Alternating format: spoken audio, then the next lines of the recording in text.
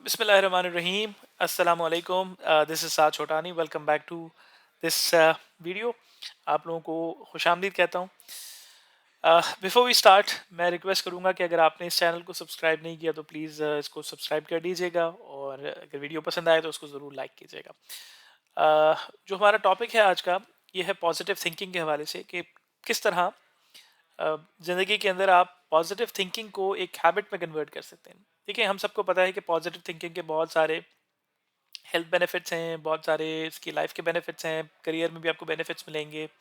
आपकी even simple life में positive thinking plays a huge role. यानी आप अपने घर में हैं और आप अगर पॉजिटिव सोच रहे हैं तो आपको हर चीज़ अच्छी लगती है। अगर आप नेगेटिव सोचेंगे तो आपको ज़िंदगी में बहुत सारी चीज़ें, अच्छी चीज़ भी आपको बुरी लगती है।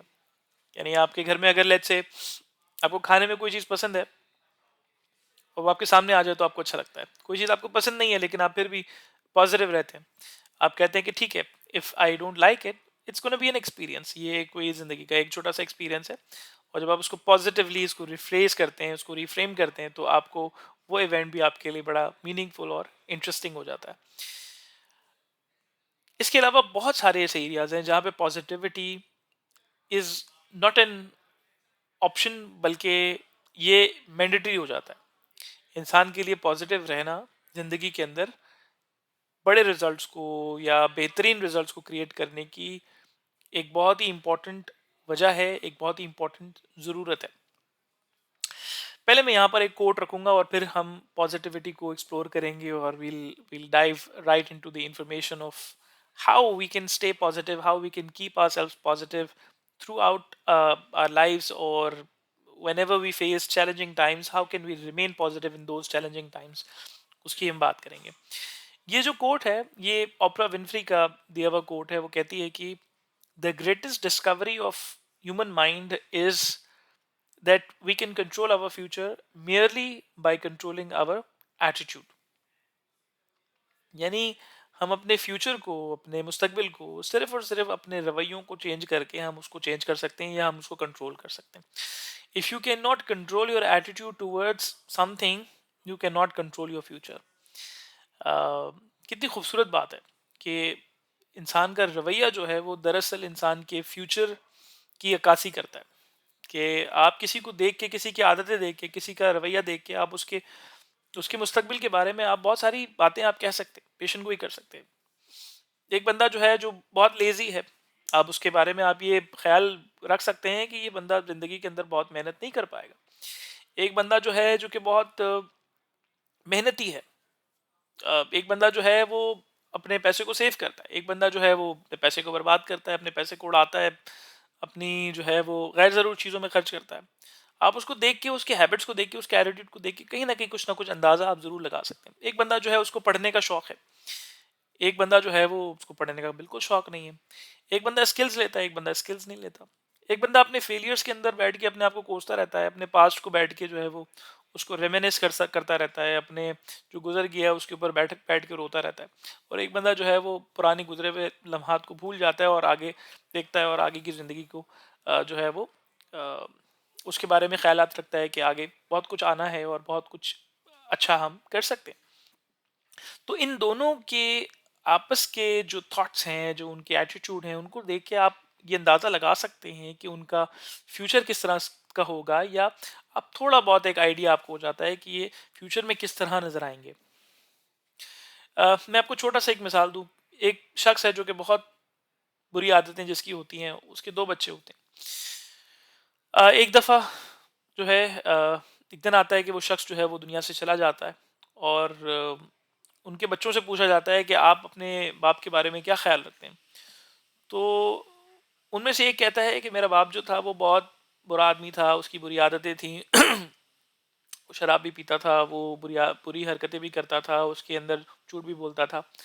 तो यकीनी तौर पे मैं भी उसकी तरह मेरे अंदर भी आदतें आएंगी और मैं भी उसी की तरह की जो है वो चीज़ों को ज़िंदगी में पसंद करूंगा और मेरी ज़िंदगी भी इसी तरह की गुजरेगी। इसके बरक्स दूसरा जो भी बच्चा होता है वो ये कहता है कि आपने देखा कि मेरा बाप कितना बुरा आदमी था। आपको क्या लगता है कि उसको देखने के बाद क्या मैं चाहूँगा कि मैं भी अपने बाप की तरह, या अपने जो मेरा बाप ने जो आदतें, जो बुरी आदतें थी, मैं उनको करूं और अपनी ज़िंदगी को मैं बर्बाद कर दूं। तो ये बहुत हद तक इंसान के डिस्क्रेशन में होता है कि अपने एटीट्यूड के को चेंज करके, उसको कंट्रोल करके वो अपने मुस्तकबिल को कंट्रोल कर सकता है, अपने मुस्तकबिल को चेंज कर सकता है। अ, चलिए अब बात करते हैं पॉजिटिविटी की। देखिए पॉजिटिव थिंकिंग जो है ये कॉन्शियस प्रोसेस है, ये कॉन्शियस एक्टिविटी है। कॉन्शियस एक्टिविटी या शौरी एक्टिविटी या शौरी प्रोसेस, इसमें वक्त भी लगता है, इसमें आपका आपका माइंड भी लगता है, इसमें आपको सोचना भी पड़ता है, इसमें थोड़ा बहुत आपको टफ टाइम भी मिलता है। देखिए जब एक बच्चा पैदा होता है ना तो उसका वो थॉट नहीं जानता, वो ये नहीं जानता कि सोचते कैसे हैं। यस उसकी मेंटल एक्टिविटी जरूर होती है क्योंकि वो अपने सेंसेस से इंफॉर्मेशन लेता है, लेकिन उसको ये नहीं मालूम होता कि अभी थॉट कैसे करनी है, किसी आइडिया को कैसे चैलेंज करना है, किसी बिलीफ को कैसे चैलेंज करना है।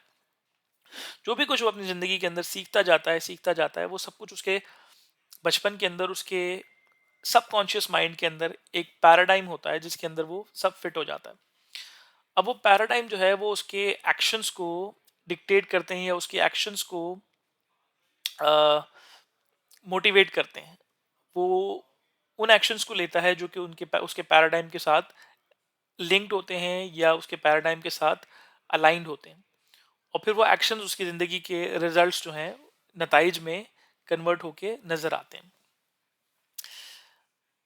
अच्छे एक्शंस अच्छे नताइज में कन्वर्ट होते हैं, बुरे एक्शंस बुरे नताइज में कन्वर्ट होते हैं, और फिर ये एक लूप होता है जो बनता चला जाता है। आप बच्चे को उसके शऊरी ज़हन तक पहुंचने से पहले जो आइडियाज़ देंगे वो उसकी हकीकत का पार्ट होते हैं। यानी बच्चा जब पैदा होता है तो वो लैंग्वेज सीखता है, वो जो है वो मज़हब सीखता है, वो मुख्तलिफ मॉरल सीखता है, मुख्तलिफ किरदार सीखता है, मुख्तलिफ चीज़ें सीखता है ज़िंदगी के बारे में। इसकी छोटी सी मिसाल ये है कि आप बच्चे को, लेट्स से एक बच्चा कहीं पे भी पैदा होता है, एक बच्चा बेशक अंग्रेज पैदा होता है, लेकिन आप उसे जो है वो एक चाइनीज़ कल्चर के अंदर आप ले जाएं, और जब वो वहाँ बड़ा होगा तो आप देखेंगे कि वो बहुत ही फ्लुएंट चाइनीज़ बोल पाएगा, चाइनीज़ समझ पाएगा, चाइनीज़ एक्सप्रेशन समझ पाएगा, चाइनीज़ थॉट्स को समझ पाएगा, लेकिन उसे अंग्रेजी का कुछ नहीं पता होगा। सिमिलरली आप एक चाइनीज़ को उठाएं जो कि पैदा चाइनीज़ हुआ है, लेकिन आप उसको बचपन में आप किसी अंग्रेज फैमिली के साथ आप उसको आप पालें, उसकी परवरिश होगी, तो वो अंग्रेज़ों की तरह बिहेव करेगा, अंग्रेज़ों की तरह एक्ट करेगा, अंग्रेज़ी बोलेगा, उसकी ज़बान, उसकी थॉट्स, उसकी सोच जो है वो अंग्रेज़ों की तरह की होगी। तो ये जो बचपन में अनकॉन्शियस माइंड, सबकॉन्शियस माइंड में जो पैराडाइम्स आपके बिल्ट होते हैं, वो आपकी ज़िंदगी का एक बहुत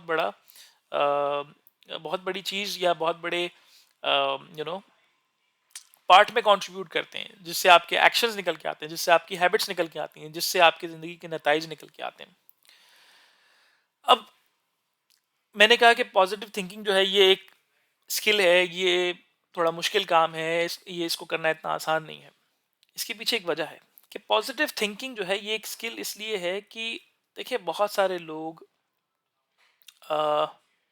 इंटेलेक्चुअल तो होते हैं, लेकिन उनकी ज़िंदगी के नताइज में वो इंटेलेक्ट नज़र नहीं आती।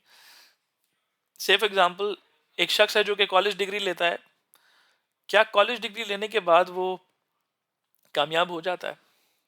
इट डिपेंड्स कि क्या वो कॉलेज डिग्री का इस्तेमाल करता है या नहीं करता। बहुत सारे लोग पीएचडीज होते हैं, चार्टर्ड अकाउंटेंट्स होते हैं, लेकिन नौकरियां नहीं होती।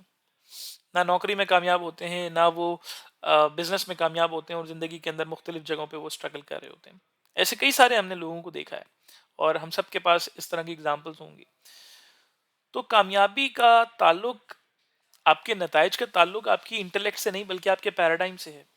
आप दुनिया के बेतहाशा आप बड़े बड़े स्पीकर्स को सुन लें, आप बड़ी बड़ी किताबों को पढ़ लें, लेकिन if you don't learn how to shift your paradigm from negative to positive, you will never be able to change your results. ये मैं आपको बिल्कुल सिंपल बात कर रहा हूँ।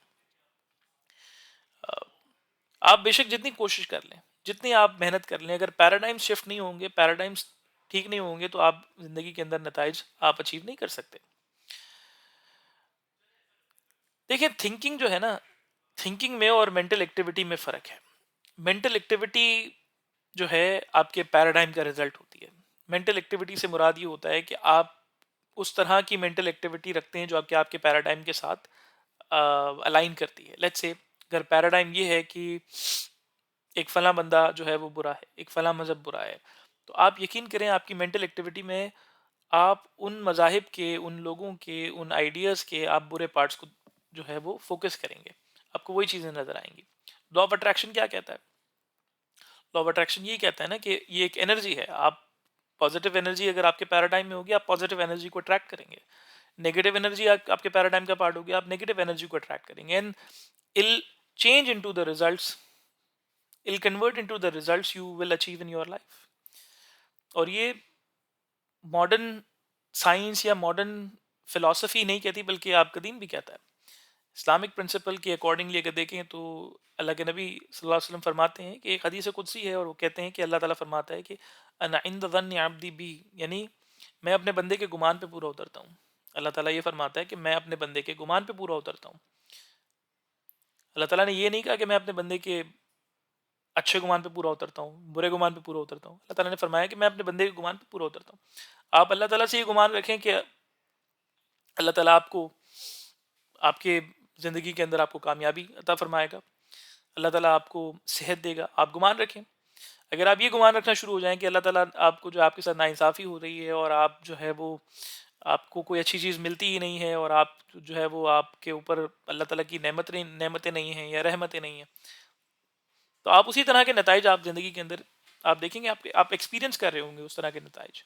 तो सबसे पहले आपको आपका गुमान या आपका पैराडाइम जो है वो चेंज करने की ज़रूरत होती है। पैराडाइम शिफ्ट नहीं होगा तो आपके रिजल्ट्स चेंज नहीं होंगे। चाहे आप जितनी दुनिया की इंफॉर्मेशन आप ले लें, आप जितनी आप जितनी किताबें आप पढ़ लें, जितने आप माइंडसेट सीख लें, जितने फ्रेमवर्क सीख लें, जितनी इंटरवेंशन सीख लें, पैराडाइम को शिफ्ट होना बहुत ज़रूरी है। पैराडाइम शिफ्ट कैसे होता है, अब ये समझने की ज़रूरत है।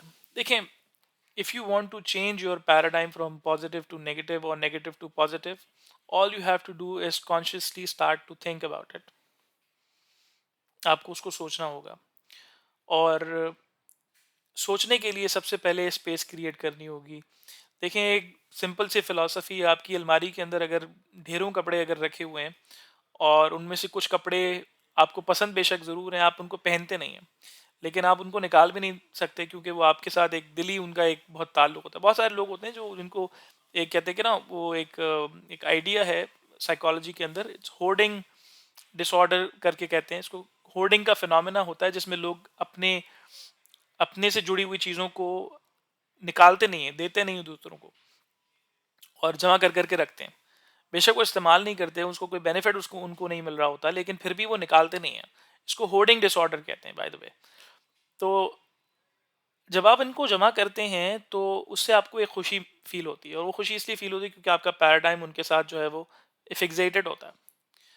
तो पैराडाइम के अंदर नई चीज़ों को लाने के लिए आपको पहले पुरानी चीज़ों को या उन ख्यालात को आपको गिव अप करना होता है, गिव अप करना होता है, जिसको कहते हैं अनलर्न करना।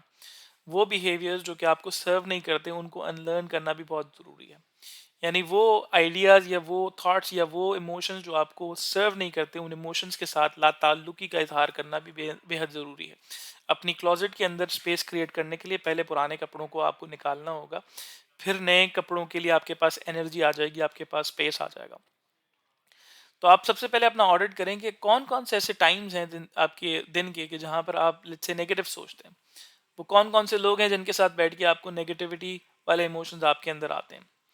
फिर आप कोशिश करें कि उसको रीफ्रेम करें, उसको चेंज करें, उसको मुख्तलिफ अंदाज में आप बोलना शुरू करें, क्योंकि हर चीज़ के अंदर, हर नेगेटिविटी के अंदर भी पॉजिटिविटी होती है, हर पॉजिटिविटी के अंदर भी नेगेटिविटी होती है। अल्लाह ताला ने जो है वो सूरत शम्स के अंदर इसका बयान किया है कि वह शम्सी वदुहा वल कमरी इज़ा तलाहा वन वन नहारी इज़ा जल्लाहा वल लैली इज़ा यग़शाहा वस समाई वमा बनाहा वल अर्ज़ि वमा सव्वाहा फ़अल्हमहा फ़ुजूरहा व तक़वाहा।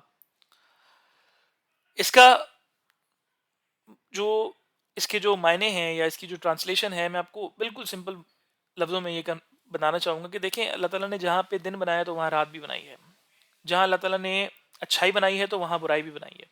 जहाँ अल्लाह ताला ने इंसान के अंदर नेगेटिविटी रखी है तो पॉजिटिविटी भी रखी है। जहाँ पॉजिटिविटी है तो वहाँ नेगेटिविटी भी है। अल्लाह ताला ने इंसान को न्यूट्रल बनाया, एक ऑब्जर्वेंट के तौर पे।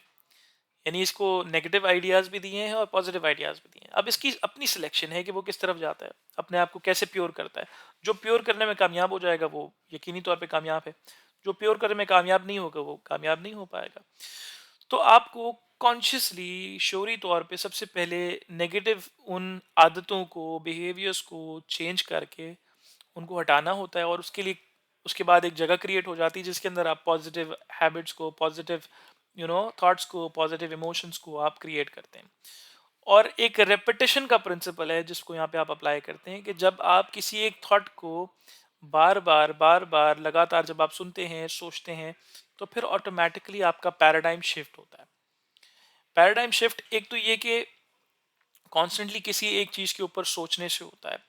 दूसरा पैराडाइम शिफ्ट होता है कि कोई इमोशनल इम्पैक्ट आपके ऊपर आ गया, कोई बहुत बड़ा सानेहा हो गया और उसके बाद आपकी ज़िंदगी का एक ज़ाविया तब्दील हो गया। Let's say for example, I am just giving giving an example here. कोई आपका बहुत अच्छा दोस्त, जिसको आप अपना बहुत अजीज दोस्त मानते थे, आपने उस पर ट्रस्ट करके आपने उसको कुछ पैसे दे दिए और वो आपको धोखा देकर फरार हो गया।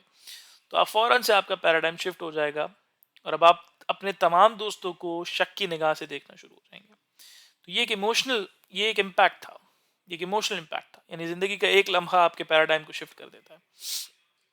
इसी तरह किसी ऐसी मजबूत बिलीफ को जो कि ऑलरेडी पैराडाइम में एग्जिस्ट करता है, जो आपको आगे नहीं बढ़ने देता या आपको आगे अच्छा काम नहीं करने देता, उसको करने के लिए आपको रेपिटेशन का प्रिंसिपल अप्लाई करना होगा।